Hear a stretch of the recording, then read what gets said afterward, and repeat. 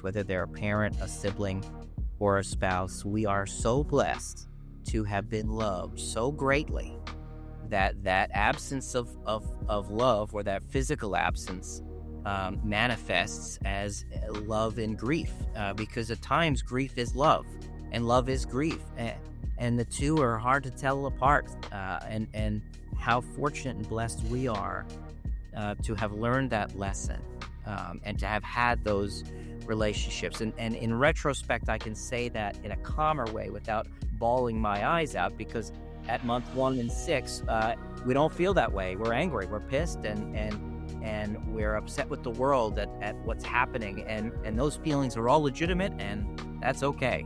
And there's times I'm still pissed, but as time has gone on, it has allowed that retrospective reflection on grief and love. It is the price we pay for great love, right? For the love that we have with people in our lives.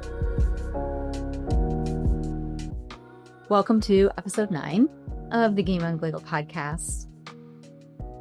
We're entering fall, and fall is a hard time of year for many of us because it's a season of renewal. It's a season of hibernation as we prepare and get ready for the winter. For some of us, it's also a season of triggers. And for all of you who have lost somebody, you know what I mean. The fall season brings with it a season of gatherings, a season of family, a season of reunions. It also brings the holidays. For some, there's anniversaries. And I enter into the fall season every single year knowing that it's going to be a triggering season for me. Not only did Mike die this time of year, but we also got married in December before Christmas. So it was our favorite time of year, and that makes it difficult at times to navigate going into the fall-winter season. It's also hard entering into the winter season, especially given where I live, because it's the winter time. So you're indoors a lot more, and there's a lot more pronunciation and emphasis on being alone this time of year. You're a bit more isolated during the winter months than you are at other aspects and other seasons of the year.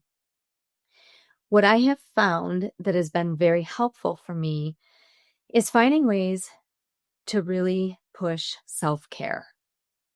And self-care can look different to everybody. Something I've been learning over this past 6 months, 7 months, 8 months, I am very good at being a caregiver, something that we talk heavily about in today's conversation. But as we get ready to enter into fall, and we have some beautiful fall weather still,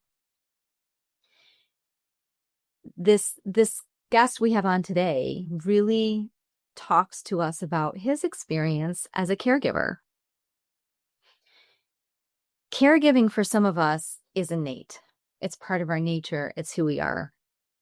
And when we love somebody, when we love people, when we love our friends, we have a tendency to show that through the way that we care about them, through the way that we give, through the way that we show up for them.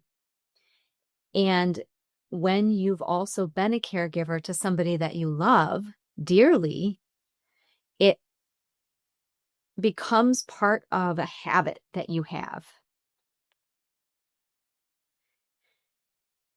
It's ingrained in us.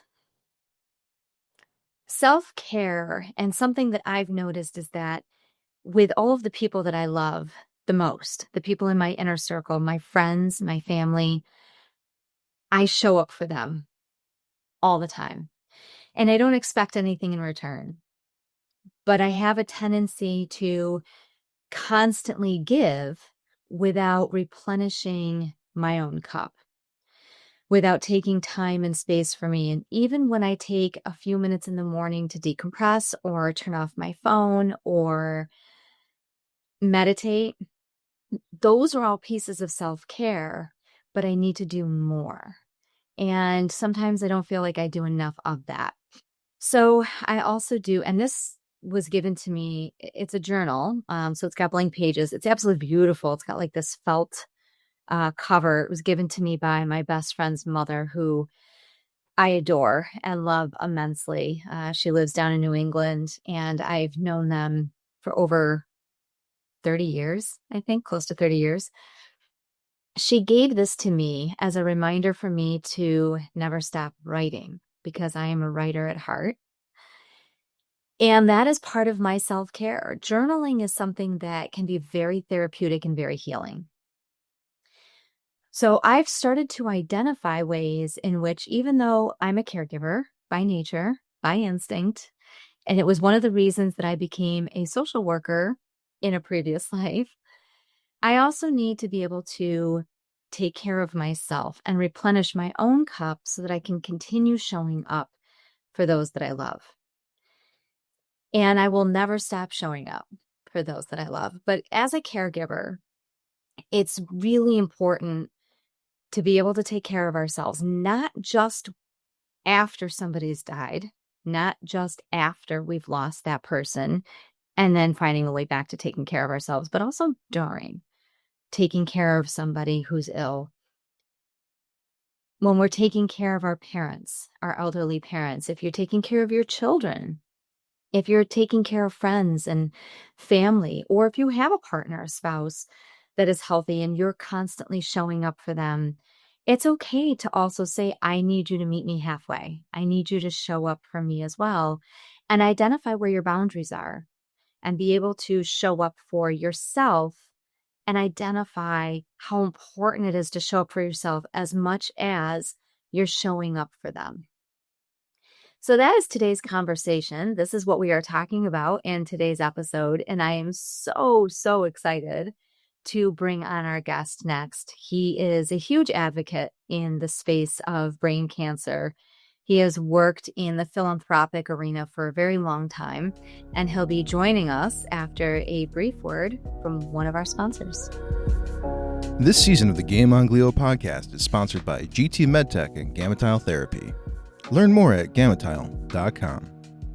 This season is also sponsored by Imvax, personalized, whole tumor-derived immunotherapy. Learn more at Imvax.com. This episode is sponsored by Carthera, revolutionizing brain treatment with advanced brain therapy. Learn more at sonabird.eu. Hi, everybody. Thank you so much for joining us for episode 9 of the Game On Glio podcast. We are talking today to Chris Schuler, who happens to be a really good friend of mine. He is a father of 2, an amazing husband, and a mission-driven leader in the areas of healthcare innovation, venture strategy, philanthropy, and volunteerism. His professional and personal commitments are deeply rooted in a purpose that is close to his heart, honoring the memory of his late father who died from glioblastoma, GBM. That loss shaped his career and has fueled his advocacy for brain cancer and glioblastoma awareness. Chris brings to every endeavor a rare blend of strategic insight, personal conviction, and a deep commitment to accelerating impact. So, Chris, thank you so much for being with us, for telling your story and joining us here on the show. Thank you so much, Shannon. I'm so happy to be here with you. So let's talk about your dad, because a lot of what you do in your career now centers around, and you've been in the area of philanthropy for a really, really long time in that space, especially when it comes to education, higher education, healthcare. But you were deeply impacted by your father's death, and your father died from glioblastoma. How long ago did he pass away, and how old was he? My dad was 69, and he passed away in January of 2022.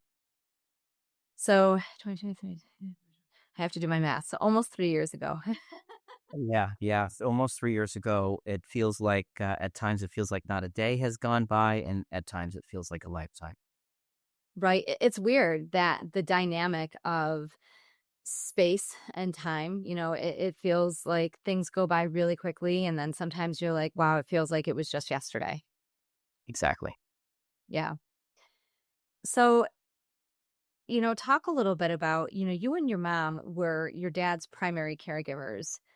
And I talked a little bit about this at the top of the show about what it means to be a caregiver and the impact it has on someone's life, especially if it's something that's ingrained in us. Not everybody is a natural caregiver, but there are some of us that are, and it just comes to us very innately. And so talk a little bit about that experience of, I mean, your father was married and he and your mother had this amazing, wonderful, loving, very long marriage, which they were blessed to have. But she wasn't his only caregiver. She leaned on you quite a bit. And so you were also a primary caregiver for him. So talk a little bit about what that experience was like. I was. Very quickly we realized that that he needed a different level of care than we had anticipated. My mom is a two-time breast cancer survivor, and she and him were a team throughout her cancer experience and journey. And her first time, I was a kid, and I barely knew a thing about it. And my second time, I was a bit older and was able to join her or participate in a really hands-off way, drive her to her treatment, hang out with her, be there as a support network. But as you know, glioblastoma is a different form of beast, and my dad's diagnosis, symptoms and diagnosis came on so quick.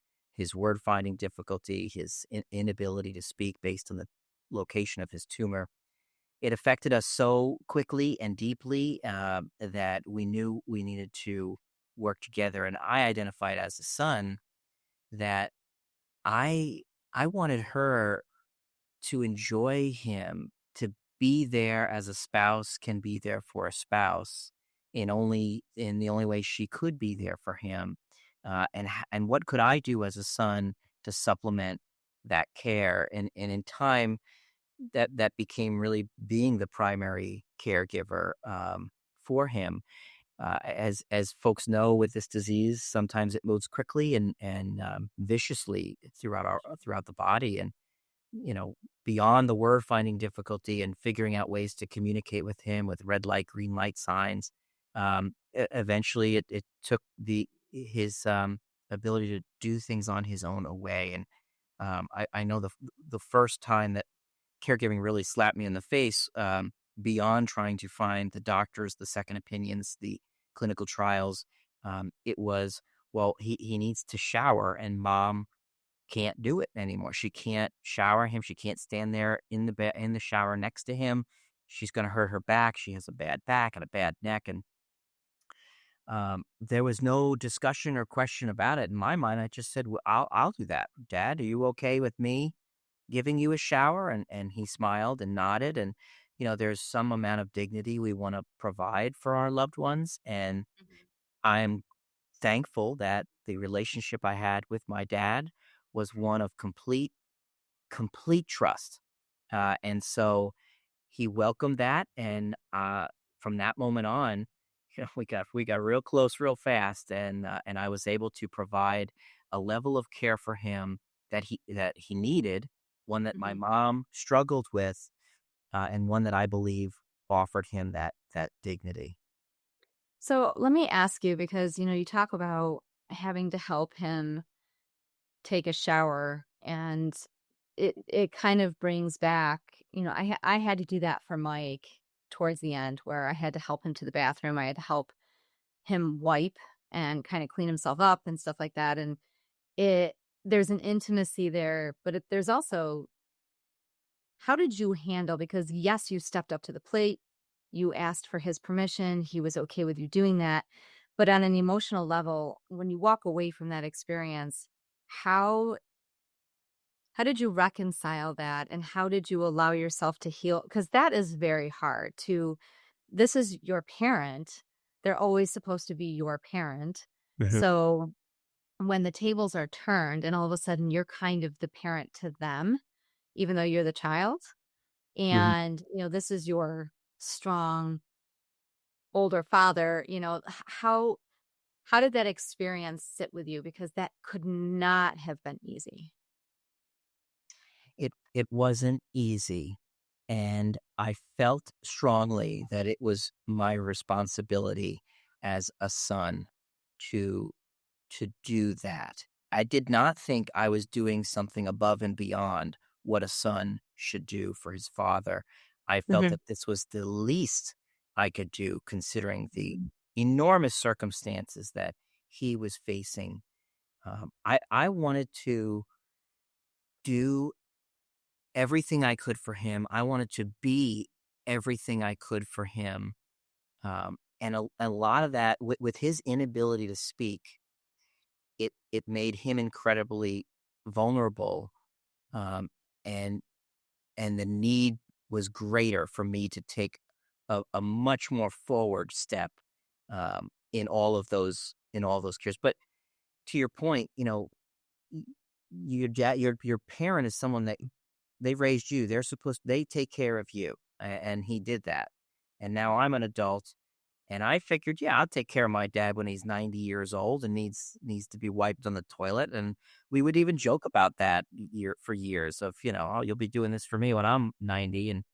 And now here I am doing it for him when he's 69. And it is an incredibly intimate experience. And I'll even share, because I know there are listeners who may be facing this or may be anticipating have to facing this. He would go.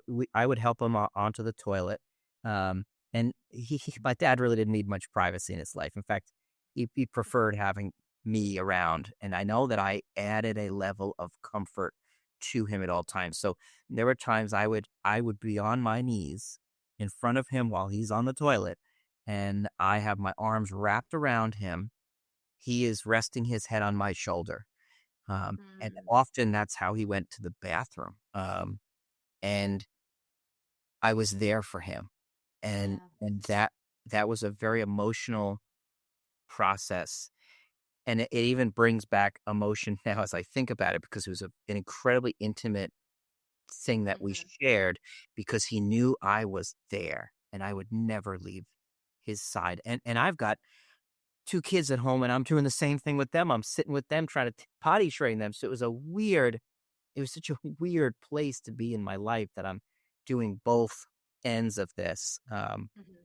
But I viewed that as my responsibility, and that's how I reconciled it. Was this is the least I could do for him. How did your mom handle you being such a pivotal and important piece of the caregiving experience? I mean, it couldn't be easy for her to have to lean on you, number one, even though I'm Mm. sure she was okay with it. And I've met your mother. She's the sweetest person in the entire world. Yeah. But it had to be hard for her as well to see that she had to rely on her son so much to help with her husband's care and to see her husband that vulnerable. And that week, in all honesty, it's the same thing I went through with Mike, but to see that, I mean, did she ever talk to you about that? Did you guys ever kind of share intimacies or emotions about what that must have felt like for her when she had to step aside and say, my son needs to do this because I can't? No, Mm. it was an unspoken reality that we had to live with. And I know she appreciated me, and I know he appreciated me. In It was hard to show it was hard to embrace and show the kind of emotion that we were all used to showing in the early days of this diagnosis. The love that we shared for each other, the love looked differently. It just took on a whole new meaning.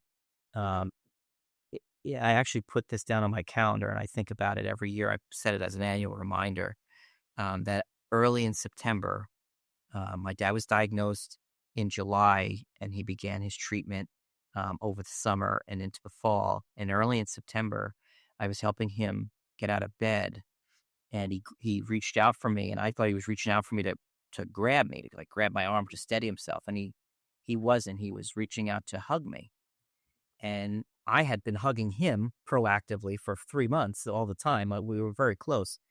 This was the first time that he embraced me almost as a thank you, almost as like, I understand what you're doing and I love you. And it was incredibly meaningful to me. Um, and we How long only, did your dad how long did your dad last? How long did 6 he months. go? He passed 6 months. away at the 6-month mark. I mean, So, yeah, it was very fast. quick. Very clear. It was the longest 6 months of my life, and in retrospect, 6 months in our lives go by in a blink of an eye. But for me, that was the longest 6 months of our lives. Yeah. When your dad Mhm. passed away, when he died, and I usually put a fine point on this. There's a difference, when we say somebody's passed away, and I've said this in previous seasons, that term, that the connotation of the word passed away is like this peaceful, they've kind of just passed on it's just something beautiful that's happened. When that's really the reality is that's not the case. These people in our lives, these individuals that we love and adore have died. They have died. They have left us. They're no longer here on this earth. And so I tend to use the word death instead of passing away because it's not that graceful. It's not that peaceful all the time. And it's a hard thing to walk through. And when your dad died, and this is coming from your perspective as your mom's son, but she became a widow a lot earlier than she anticipated. Walking alongside her on that journey, what did you notice was the most difficult for her?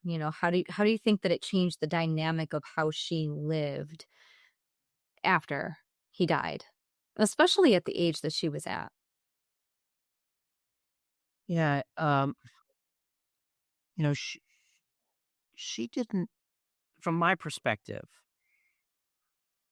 I don't think that she didn't Google this. Let's just put it that way. She didn't Google this disease. Good. She was not prepping for what I think could have happened. And that's my perspective. What goes on in her head is in her head, but I experienced incredible anticipatory grief Mm-hmm. throughout from day one and throughout. And so when he passed, for me, it was well, I guess I could say that after he passed, I knew he was gone, meaning I knew his spirit was not there in his body anymore. And I had an incredible feeling of love. And that probably might sound crazy for people to hear that, but I was so filled with love, and that my first feeling was he now belongs to me forever. He is with me and in my heart. He is with me here forever. And I had this feeling. It wasn't a feeling of relief that his pain was gone. And now that's a reality. But that wasn't the feeling. It was this feeling of like he's mine. He he's with me. And that's incredibly powerful. And I don't want to get emotional, but even thinking about it, I don't talk about that experience a lot. My mom, I don't know if she experienced anticipatory grief like I did. And so I believe actually that her grief really started from the moment he passed. She expressed feelings of surprise that it happened so fast. And she couldn't believe it. As a widow, she changed. Mhm. She And we're 3 years out, and I don't know how much really has changed for her in that 3 years in that. I think she's very sad. I think we both miss him terribly.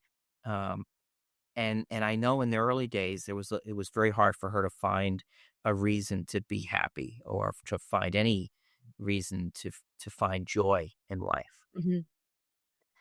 You know, you touch on a couple of things that really stick out to me. And for those who don't understand or know what anticipatory grief is, Anticipatory grief is this stage of grief that you start to go through the minute somebody is diagnosed, especially when it's somebody in your inner orbit, your inner circle that you see on a very regular basis, every day, every week, every month, where they're really a primary piece of your life.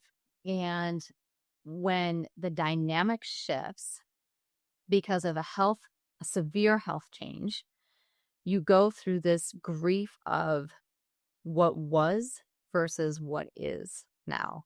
You grieve the loss of how everything used to be and how everything was, because now everything has changed and everything is different. And you start to grieve the anticipation of, especially when it's a cancer that's not curable.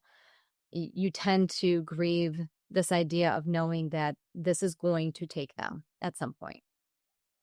And so you prepare, you're anticipating something happening, and you're going through a grief process early. And what strikes me about what you say is that as the son, you kind of went through that anticipatory grief. And I was sitting there as you were saying it, and I was thinking about my experience with Mike, and I was relating a lot to your mom and how she didn't go through that, because I think as the spouse, as the wife, as the person, this is my partner, the person I love, there's this like innate, we're going to fight.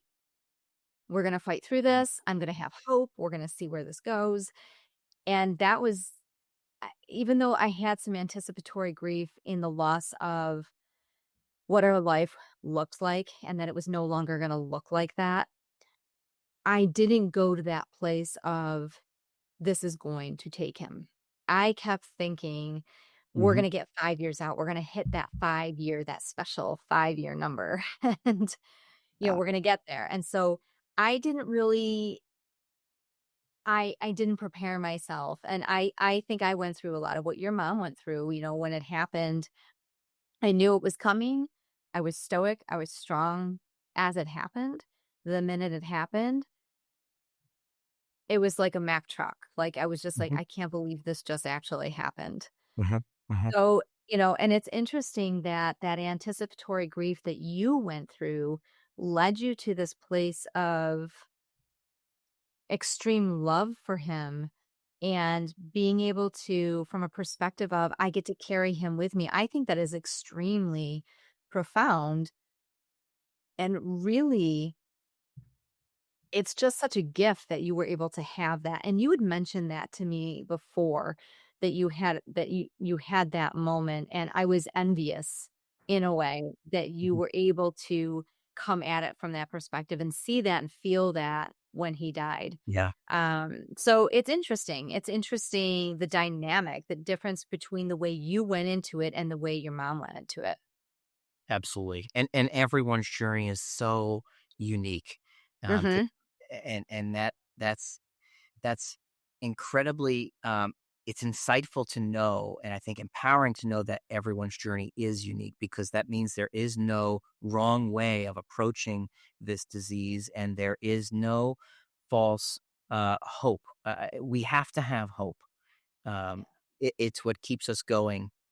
It's what gives us reason.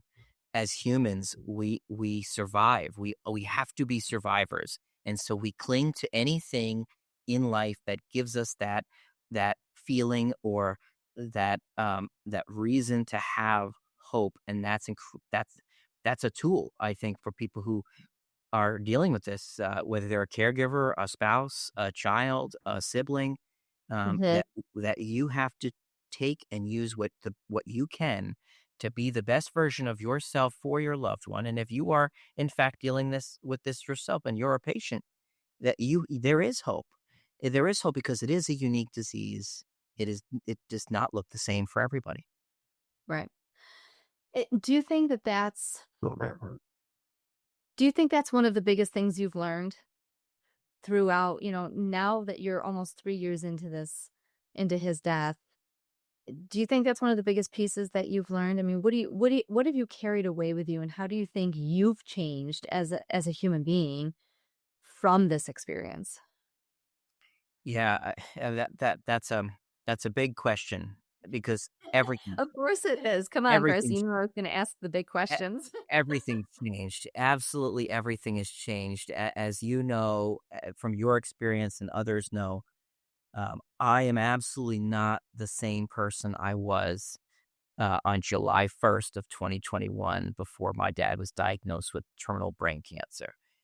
My life has completely transformed, both in who I am as a person, what I think, what I feel, how I perceive life, how I approach life, my career, um, everything changed from that moment on. And in a way, it was almost like caregiving for me was the greatest honor of my life. It was the greatest honor to be a caregiver for my dad.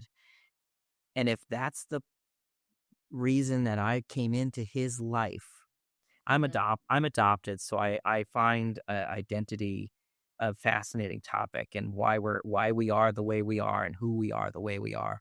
And so I could have been anybody's kid, but I Mhm. was Don Schuler's kid. And if I was here, and that for him to get him the peace he needed through those 6 months, because those 6 months did not define him. I refused to allow those 6 months to define his life. His life was much greater than that illness, but that illness brought out the very best in him and in me. And so everything has changed. I love that you mentioned that because I always felt that I I was meant to be for Mike. That even though I'm a very faithful individual, so, God had a plan. God knew that this was going to happen to him at some point in his life. And he brought us together because he knew that I would be not only his fiercest advocate, but the best caregiver. And I feel the same way you do. I so relate and resonate with what you're saying because it was an absolute honor to be Mike's caregiver, not only his wife, but to be his voice and his advocate and to take care of him the way that I took care of him and to fight tooth and nail to turn over every stone, to do everything that we could to try to get better results, better outcomes. Yeah, it's one of those things. It does. It shapes you, but it's such an honor. And there are some people, it's interesting. I spoke to another widow. There's a group that I used to coach, and she mentioned that she and her significant other, her partner, had been together. They had been dating when he got diagnosed. And he didn't have brain cancer. He had another very terminal cancer. And she married him anyway because she said, I didn't marry you because of the disease. I didn't fall in love with you because of the disease or, Mhm, because you didn't have the disease and you were healthy. I fell in love with you because of who you are. And I'm not going to walk away from you mhm, just mhm. because you've got this disease. And Yeah. that really struck me because I think it's a burden that we all have to carry. And at the same time, it really does shape who we are and who we become. So I think it's significant, do you think that it's changed the way that you see life? With everything going on right now in society and with all the things that we have to contend with and that we have to deal with, do you think that it's given you a more gracious perspective or a different view on how we look at moving through our day? Oh, absolutely. And in a way, that may have been my dad's final lesson for me, from a father to a son. A final lesson and a final gift, which is life is incredibly short and it is incredibly precious. And we hear that a lot. We hear that all the time, that all life is short. Life matters, life's precious. Do we hear it though? You know what I'm saying? We hear it, but Mhm. do we hear it? And I Yeah. heard it loud and clear from him through that illness and through everything we went through, that life is, it truly is. And so it has now informed who I am as a father, and my own level of patience, my own feelings toward time. Time, uh, time doesn't look like it did 3 years ago to me now. And the experiences with my family and my kids, they don't look the same, because I am now looking at life through a completely different lens, a lens my dad gave me, and I won't stop looking through it in that way. How do you think your grief has transformed from year one after your dad's death to where you are right this minute? How do you think it's transformed?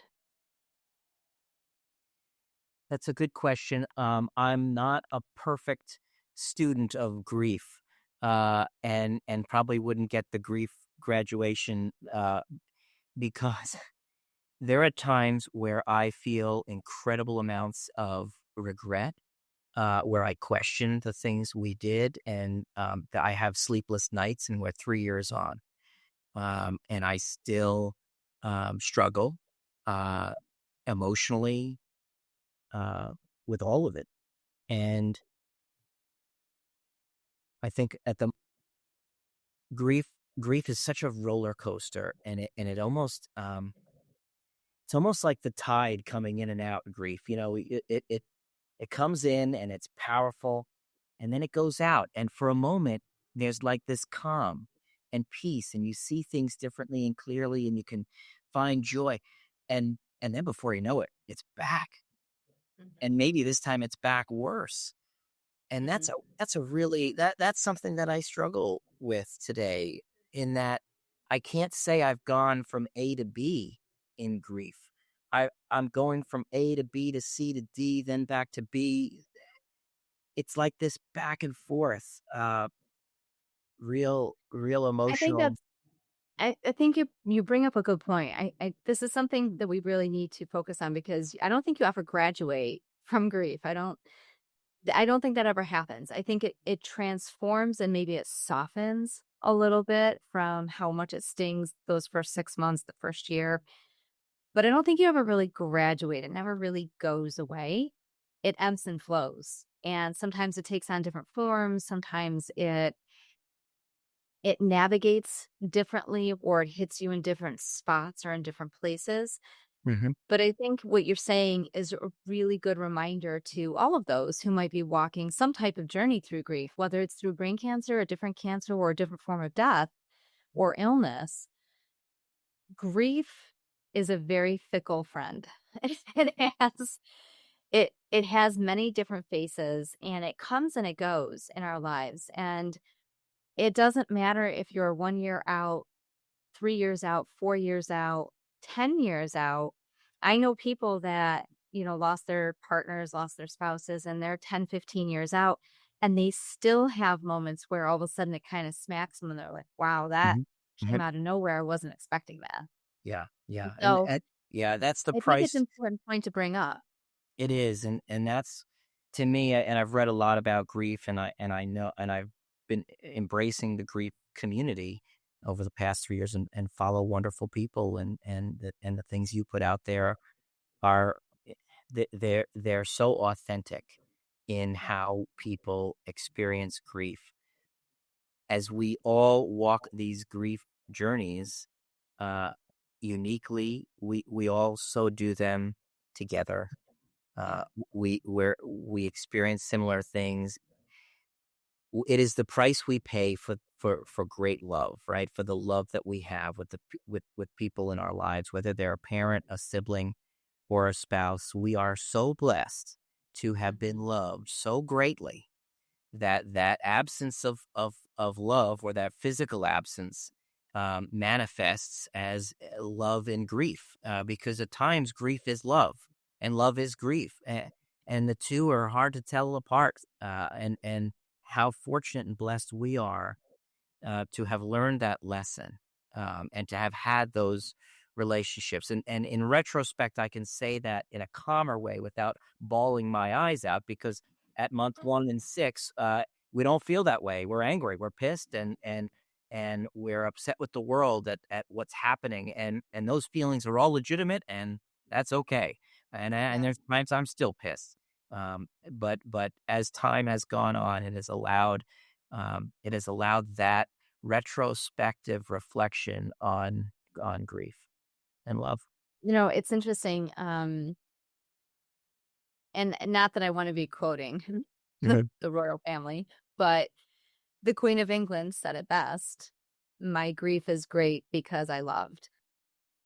And it was a quote that she had long before Philip passed away, but because of significant deaths she had had. And then when Prince Philip did pass away, that quote became her calling card, because it was something she said often. And it resonated with me after Mike died, because that is the truth of it. You grieve hard and you grieve painfully, and you grieve because you loved. Exactly. And you cannot grieve. I mean, you can try to avoid it, but it also means that you're missing out on the greatest aspect of what this life really is, and that's to love abundantly, to love fiercely, to love often. That's exactly right, and that's a perfect quote. And I will mirror your quote in this only came up recently for me. And my dad was a Beach Boys fan, and he just loved the band, and he grew up surfing on Long Island and in that era of the Beach Boys. So he loved the music, and one of their greatest songs ever, written by Brian Wilson. And I'm not going to sing it because I'll spare all of you, but it's if God only knows, right? And this is, I will give a snapshot into my mother's grief here. If there's a line from that song, if you should ever leave me, life would still go on, believe me. The world could show nothing to me, so what good would living do me? And I've been listening to Beach Boys forever, but that quote perfectly summarizes my mom's grief as a spouse. Yeah. And it only hit me recently, just this past month after Brian Wilson passed, and I snagged Beach Boys tickets to go, and it was a way to connect with my dad, and it was a wonderful show, but I was reminded that grief looks so differently for her and for others whose relationships are different with their loved ones, and that's a tough one. That's a real tough one. Yeah, that resonates with me a little bit. It's hard when, and I was talking about this leading up to you coming on in the introduction at the top of the show, that as we enter the fall season, as we enter the winter season, it's a tough time of year for so many because of the holidays and because of triggers of when people passed away. And ironically too, my friend Harry, who was diagnosed around the same time that Mike was, a couple of other friends who, there seems to be these patterns I've noticed where when people have gotten, your dad was diagnosed in July, Mike was diagnosed in August, your dad passed away in September, Mike passed away in October. Like there just always seems to be, our friend Laura, there were similarities with dates with her, and I've noticed that I don't know why those always seem to coincide with us in the brain cancer space. There's got to be something to it. But when I think about that song that you're quoting in that line, I think about what happens, especially during the winter months for me. And as the spouse of someone who has died, and this is where my heart goes out to your mom significantly, because I understand that longing and that pain. There's nobody to turn to. We're solitary in our homes. We live alone. We don't have, yes, we have our friends and our family to lean on when we need, but it's very, very different. There's a loneliness Yeah. there that just really can't be described. And so when you talk about that one line in that song from the Beach Boys, that resonates with me, and it makes me think about certain times of year where that loneliness feels even more pronounced because Hmm. there's an isolation during the winter months. There's more of a, Yeah. you know, hibernation during Sure. the Sure. winter months. Yeah. And so that hits at the core a little bit for me. And I can see Yeah. where that resonates with your mom a lot.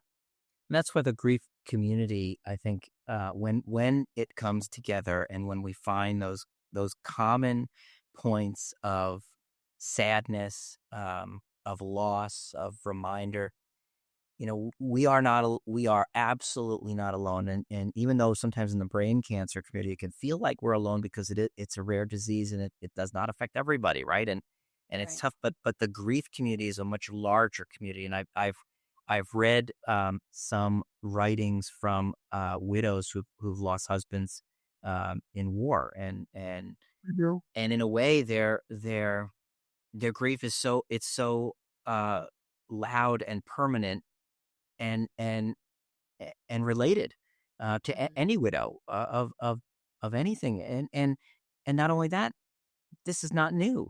Grief is not new, and people have experienced loss of spouses, of parents forever, right, through from eternity, right.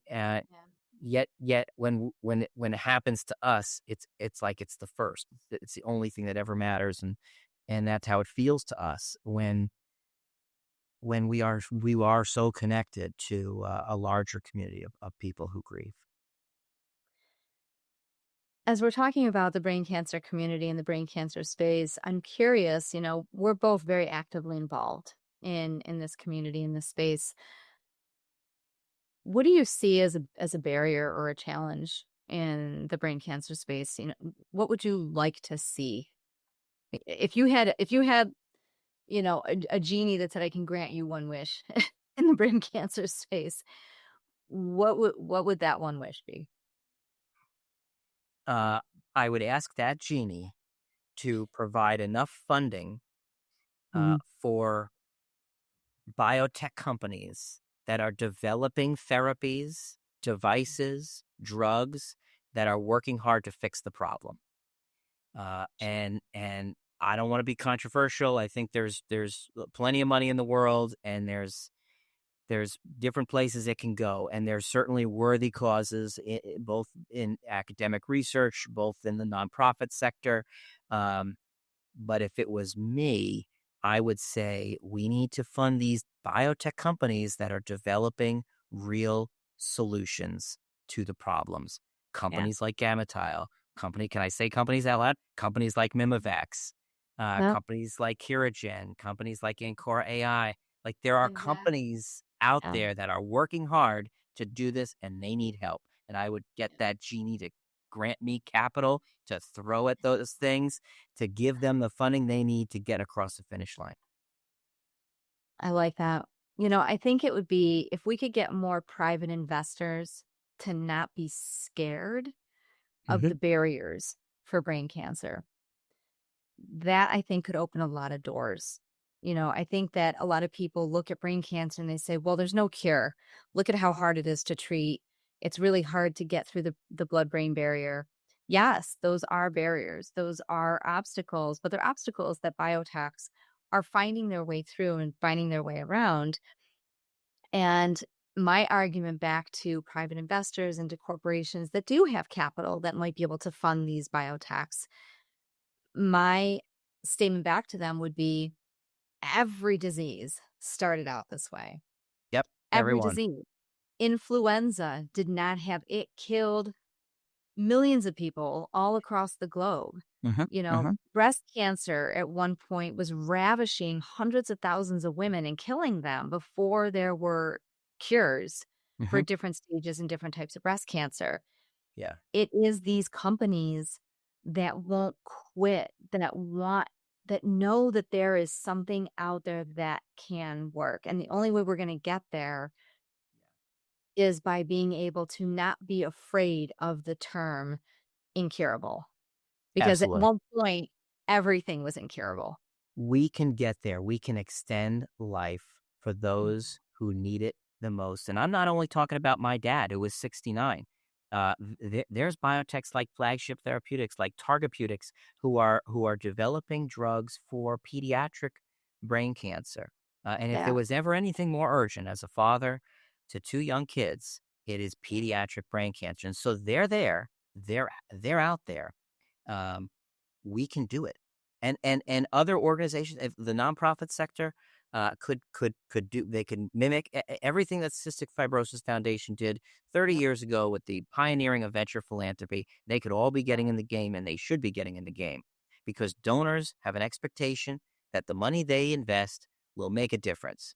And it's time that we start fulfilling that promise and really driving towards improving outcomes in diseases by supporting the things that are doing it, that are translational, that are actually inpatient, that are getting there. And we can do it. And that's not to say that there are not great organizations working towards this every day. There are. We need to continually get loud so that we can make it happen. This is as you know, Shannon, this is an urgent disease. And in your episodes, you speak with such authenticity and kindness, and there is and I hear an urgency in every episode, and I speak with urgency in every conversation I have with where we need to go and how we need to get there faster. Because imagine if this was your loved one. Imagine this is your parent or your spouse or your child. Yeah, and I agree with you. I think that we're so much further along than we were 4 or 5 years ago when Mike was diagnosed. 5 years ago. He was diagnosed.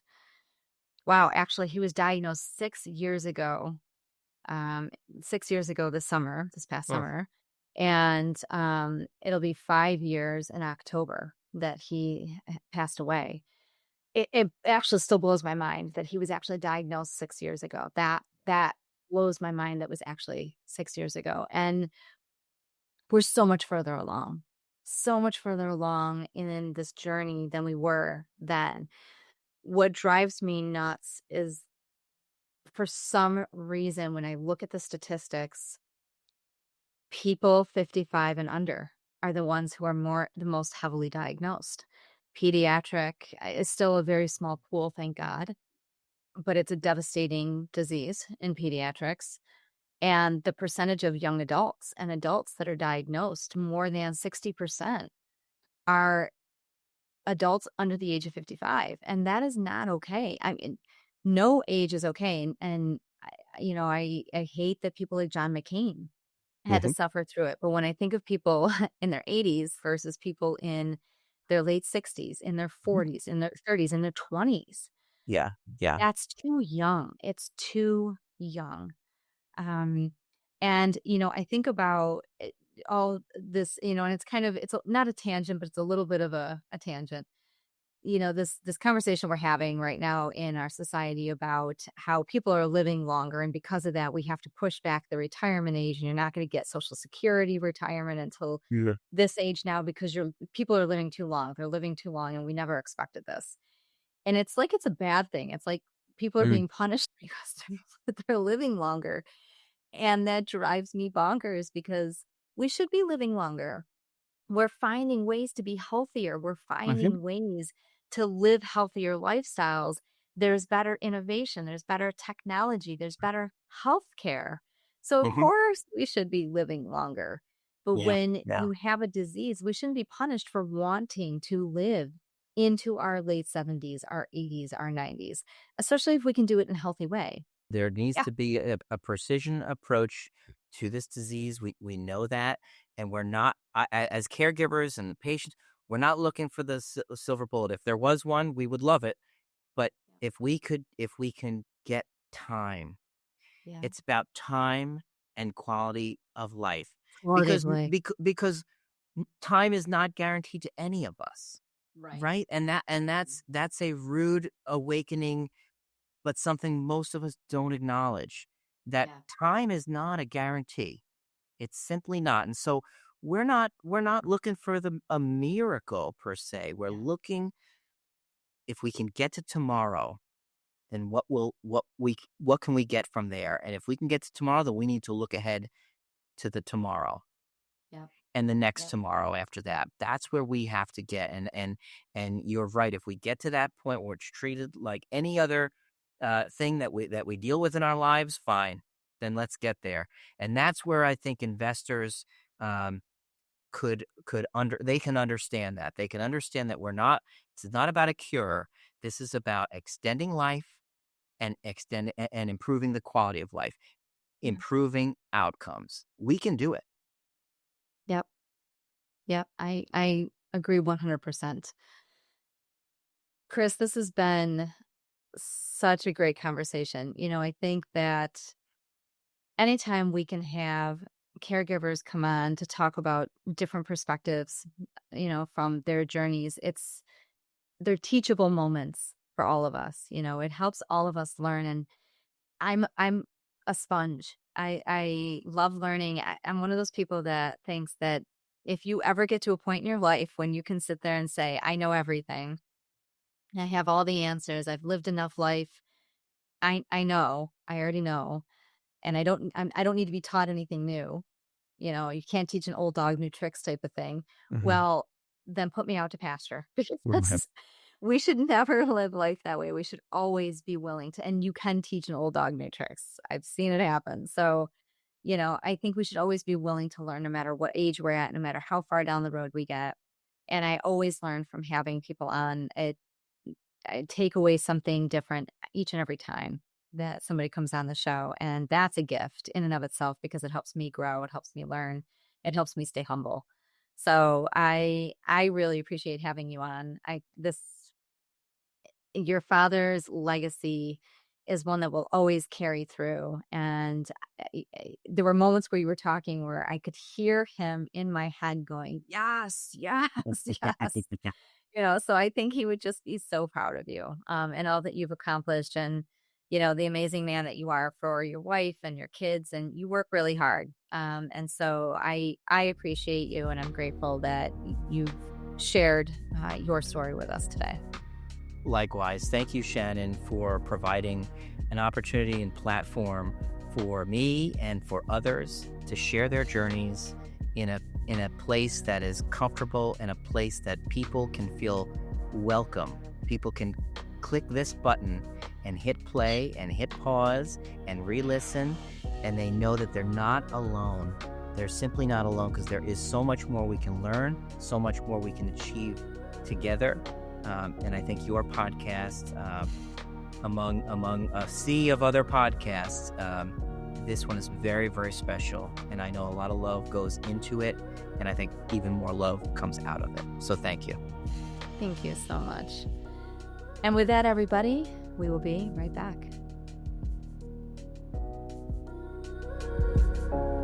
Today, I'm going to make a salmon niçoise salad for episode 5 of Game On Glio. So niçoise simply means in the style of Nice in French, and it usually involves having some type of olives, some type of capers, Dijon mustard. So today what I'm making is a salmon niçoise salad.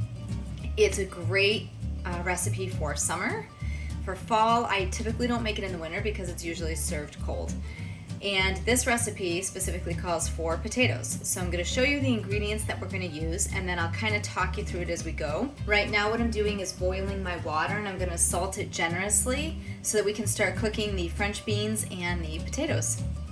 So what's really nice about this salad is you can get a lot of things pre-prepared so that you don't have to do a lot of work. That's the whole point of cooking, for one, is that you want to make your life as simple as possible while also eating as healthy as possible. So I just went to my local grocers and I got little baby red potatoes, and I also got pre-washed, pre-cut French style green beans, because that's what my recipe calls for. A lot of niçoise salads call for anchovies in the recipe. I hate anchovies, so I do not use them. I actually substitute capers instead of anchovies to give it that bitter and saltiness taste, and that's what I'll be using today. And I also use wild-caught salmon. While the potatoes are cooking, what I'm going to do is I am going to start prepping the salmon. So you can see wild-caught salmon actually looks different in color. It's going to be a darker orange color to a farm-raised salmon. That's how you can tell the difference. You do want to leave it skin on because the skin on the salmon gives it more nutrients. And it'll technically peel off once it's cooked. So I'm only doing one piece because, again, I'm cooking for one, so I don't need more than one piece of salmon. And you don't have to do much to prepare this because it's being put, you're gonna flake it off and put it in the salad. It's gonna be mixed in with the salad. So all we're gonna do is pat this dry. You see how it's got a sheen to it right now? It's wet. So we're gonna pat this dry. We're gonna generously put salt and pepper on it, and then we're just gonna put it in the oven to cook at 400 degrees, probably 10 minutes. You don't need to cook salmon long, it cooks very quickly. Once the potatoes have been boiling for roughly 10 minutes, they're still gonna be hard. You can poke them with a fork, but you can add the green beans. So 8 ounces of green beans is gonna be like one small package. So we're going to add this entire package directly to the boiling water where the potatoes are, so you can cook them together. The green beans only need about 3 minutes, and then you'll fork the potatoes to check to make sure that they're soft enough to take out. And then once those are done, we're gonna add ice water to this bowl, and then we're gonna put both the potatoes and the green beans in this ice water, but we're gonna ladle them out. We're gonna reserve the hot water, and we're gonna add 4 eggs to the hot water, and we're gonna hard boil those. Hard boiling eggs is tricky. You only need about 6 to 7 minutes because you want the whites to be fully cooked, but you want the yolks to be a bit jammy. So you only need about 6 to 7 minutes for them to be hard boiled. Okay, so while the eggs, the potatoes, and the green beans are in their cool bath, I just grabbed a medium-sized dish, like a little bowl, and right now what I have in there is my mustard, half a teaspoon of Dijon mustard. I am zesting a lemon, and all I have is a cheese grater. I don't have a fancy zester, so I am just using the cheese grater to zest my lemon. Works just as well. And then you're going to add 6 tablespoons of olive oil to this and start whisking, and then we're going to add in the rest. So all I've done is I've added to the original dressing mixture. So I added a tablespoon of lemon juice to the lemon zest.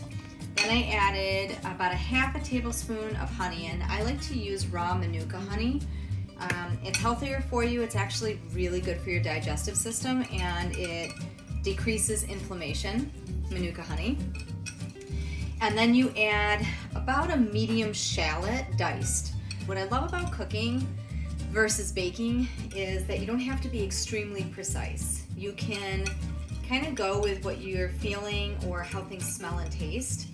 And that's, with baking you have to be super precise. With cooking you don't. So that's what I'm doing now. I'm just whisking all of this together. You add salt and pepper to taste with this, and then this is going to become your dressing for your salad.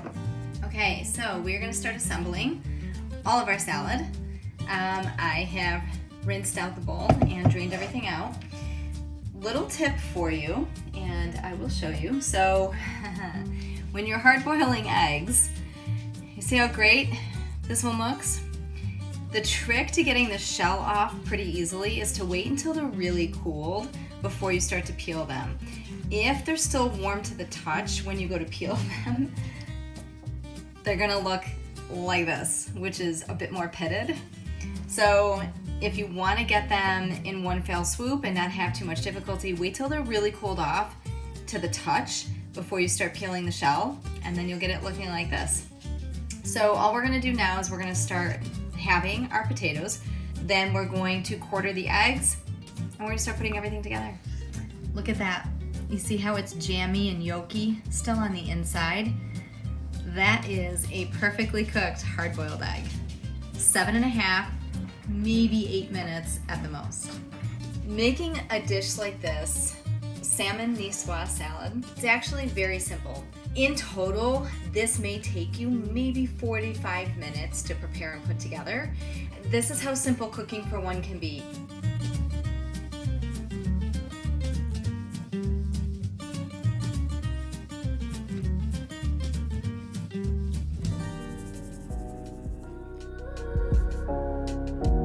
You've been listening to the Game On Glio Podcast, the podcast that is designed to educate, advocate, and tell the real stories of those walking the journey of brain cancers such as glioblastoma and grief and loss. Like what you hear? Share us with others. Follow us on Instagram at Game On Glio Podcast, Facebook at Game On Glio, or visit our website or YouTube channel.